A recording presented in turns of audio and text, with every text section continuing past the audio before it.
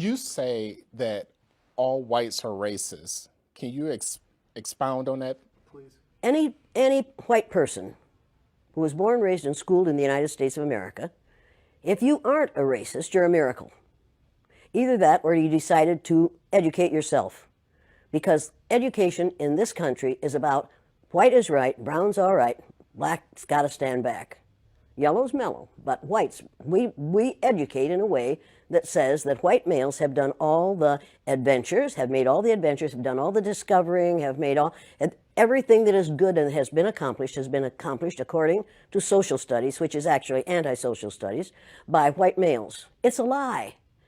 But we do that in order to maintain the myth of white superiority.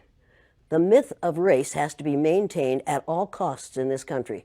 Because if white people have to give up the color of their skin as being something that makes them perfect, what do they have left? If we start teaching the truth about history, if we start teaching about Nile Valley contributions to civilization, it will totally change the way we conduct ourselves in the classroom. It will have to. Columbus didn't discover America. You can't discover a place where people are already living. But we celebrate that every October. It's a lie. We need to get over, we need to stop telling the myths and start telling the truth. So when you tell people that they're racist, and it must have some kind of effect because most people will say, I'm not racist. I'm not a racist. Why, some of my best friends are black. Right. Yeah, and then you say, name one. Or this one, I don't see color. And when some woman says to me, I don't see color, I say, I knew that. If you saw color, you wouldn't dye your hair that way. Or I say, if you saw color, you wouldn't wear that shirt with those pants. I believe that you don't see color. It's an attempt to deny skin color. And it's an attempt to deny what's wrong with seeing the color of my skin. Is it all right for you to see me kind of pink? That's okay for me. I don't mind. And I suspect that you don't mind being seen the color you are. You have a right to be what you are.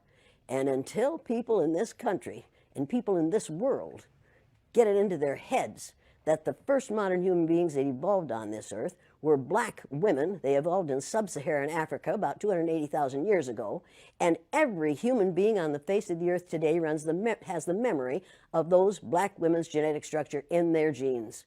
Now, we don't want to admit that, but that's the way it is.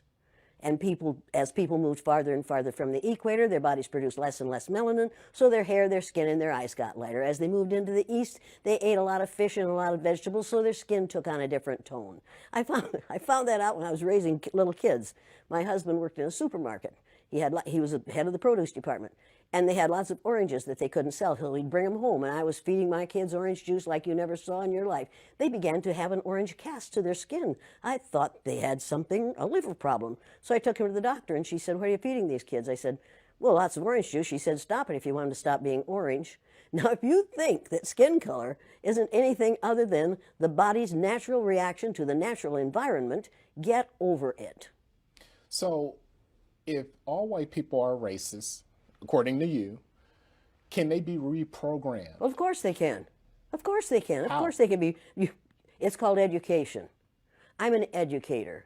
The word educator comes from the root duc dus, which means lead, the prefix e, which means out, the suffix ate, which means the act of, and the suffix or, which means one who does. An educator is one who is engaged in the act of leading people out of ignorance.